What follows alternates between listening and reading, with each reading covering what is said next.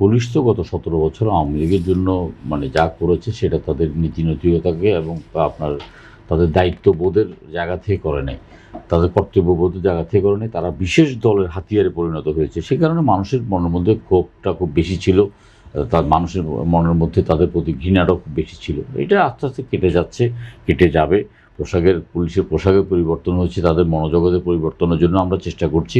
পুলিশকে যেন কোনো রাজনৈতিক হাতিয়ার হিসেবে কেউ ব্যবহার করতে না পারে, কোনো দল যেন ব্যবহার করতে না পারে, এই ব্যাপারে আমাদের মধ্যে একটা ঐক্যমত্য আছে।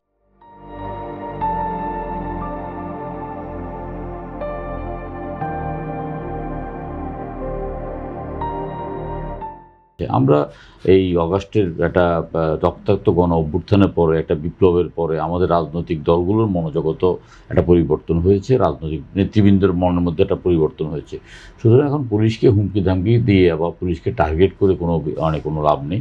আর এখন বিচ্ছিন্নভাবে যেটা শরীফ ভাইয়া বললেন যে ৩০ জনের মিছিল করবে, ৩০০ জন গ্রেপ্তার হবে, এতে কিন্তু খুব একটা ভালো কিছু হবে না। যেমন আপনার এই মহাখালীতে দেখলাম একজন বয়স্ক মহিলা, তার কোনো প্রয়োজন ছিল না এই মুহূর্তে। ওই মহিলা কোনো বিপ্লব ঘটিয়ে শেখ হাসিনাকে আনতেও পারবেন না, কালকে আওয়ামী লীগ ক্ষমতায় যেতে পারবেন না। তো এই মুহূর্তে এই ধরনের ঝুঁকি নেওয়া এবং এই ধরনের কর্মকাণ্ড করে বরঞ্চ নিজের পরিবারকে ক্ষতিগ্রস্ত করা, নিজের পরিবারের অর্থকে ক্ষতিগ্রস্ত করা, এখানে কিন্তু এই দলের দেখভাল করার মতো কেউ নেই। কিন্তু চোরাগুপ্তভাবে তারা মিছিল মিটিং করছে।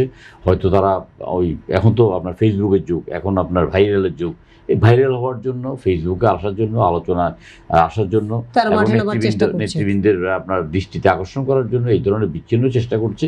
এতে করে মানে সরকারের মানে মিনিমাম কোনো নার্ভাসনেস তো নাই, বরং আবারও তো বললাম, এদিকে প্রতিহত করার জন্য জনগণই মাঠে নেমে যাচ্ছে।